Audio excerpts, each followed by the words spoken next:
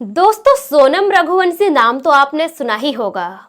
जी हाँ, वही सोनम रघुवंशी जिसने अगले ही साल 2025 फरवरी के महीने में अपने पति के साथ हनीमून पर गई थी और हनीमून में ही अपने पति को वो मौत के घाट उतार दी। सोनम रघुवंशी की शादी कितनी धूमधाम से हुई थी, ये हम सब ने देखा, पूरे भारतवासियों ने देखा। शादी तो बड़ी धूमधाम से हुई, लेकिन उस शादी में जो कर्जा हुआ था, जो कैटरिंग का बिल बना था, उसमें से अभी भी कुछ लाख रुपए बकाया है, जिस पैसे को अभी तक सोनम रघुवंशी और राजा रघुवंशी के घर वालों ने पे नहीं किया है। अब इसी वजह से फिर से यह केस चर्चा में आ गया है, क्योंकि जो कैटरिंग कारोबारी है, उन्होंने दोनों परिवार के ऊपर मुकदमा दर्ज कराने की धमकी दी है और कोर्ट से नोटिस भी भेजा है। आइए जानते हैं पूरा मामला इस वीडियो में। पर वीडियो में आगे बढ़ने से पहले आप सभी से एक ही रिक्वेस्ट है कि वीडियो को लाइक कर दीजिए और चैनल को सब्सक्राइब कर दीजिए, ताकि मेरा हौसला बढ़ता रहे। दोस्तों, मेरा नाम है तबस्सुम खातून और आप सभी का मेरे चैनल पर स्वागत है।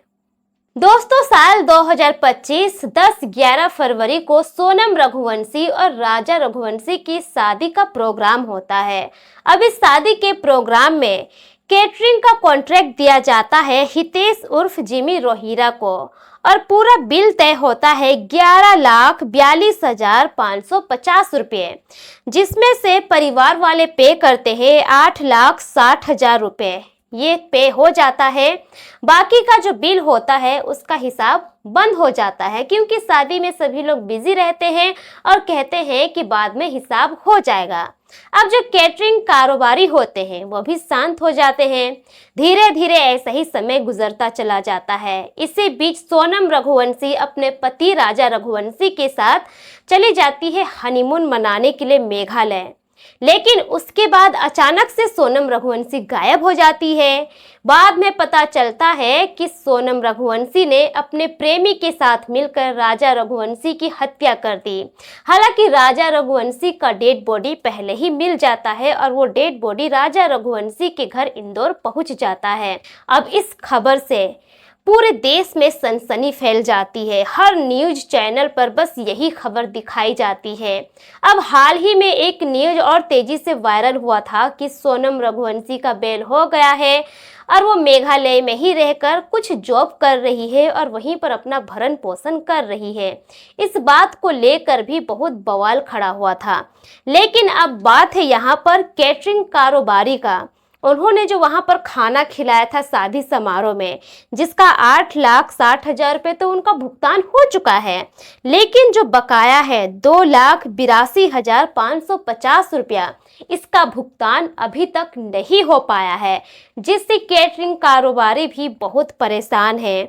उन्होंने कई बार सोनम के जो भैया हैं उनको फ़ोन किया, उनसे मुलाकात की, लिखित तौर पर उन्होंने कहा भी कि उनका जो बकाया पैसा है वो दे दिया जाए। हर बार घर वालों ने सिर्फ यही कहा कि थोड़ा देर रुक जाइए, थोड़ा दिन रुक जाइए, आपको पैसा मिल जाएगा, इस तरह के वो दिलासा देते रहे। लेकिन धीरे धीरे करके ऐसा ही समय गुजरता गया। आज सोनम और राजा रघुवंशी की शादी को 1.5 साल से भी ज़्यादा हो चुके हैं, लेकिन अभी तक कैटरिंग कारोबारी को उनका बकाया पैसा नहीं मिला है। इतना इंतजार करने के बाद कैटरिंग कारोबारी अब बहुत ज्यादा परेशान हो चुके थे। अब इसी बीच कैटरिंग कारोबारी सोनम रघुवंशी के भैया गोविंद रघुवंशी को एक नोटिस भेजते हैं और कहते हैं कि अगर 15 दिनों के अंदर आपने मेरा बकाया पैसा नहीं दिया तो मैं आगे कानूनी कार्रवाई करूंगा और मैं आपके सहित पूरे परिवार को जेल के सलाखों के पीछे भेज सकता हूं, क्योंकि इतना ज्यादा रुपए कम नहीं होता है।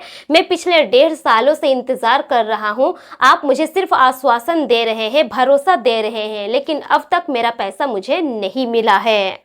दोस्तों ये था कैटरिंग कारोबारी का पूरा मामला। उनको अभी भी 2 लाख कुछ रुपए नहीं मिले हैं, जिससे वो परेशान हैं और सोनम रघुवंशी और राजा रघुवंशी के घर में वो नोटिस भेजकर पैसे की मांग कर रहे हैं। लेकिन दोस्तों एक बात सोचने वाली है, दोनों परिवार वालों ने मिलकर एक दूसरे का रिश्ता कराया। बड़े ही धूमधाम से दोनों की शादी भी हुई। उस शादी में सोचिए लगभग 12 लाख रुपए का कैटरिंग का कर्ज आया। लोगों ने बड़े चाव से खाना खाकर अपने अपने घर चले गए और लोग इस बात को भूल भी चुके हैं। लेकिन देखिए शादी के कुछ दिनों के बाद ही इस तरह की घटना घटी। सोनम के घर में और राजा रघुवंशी के घर में दुखों का पहाड़ टूट पड़ा।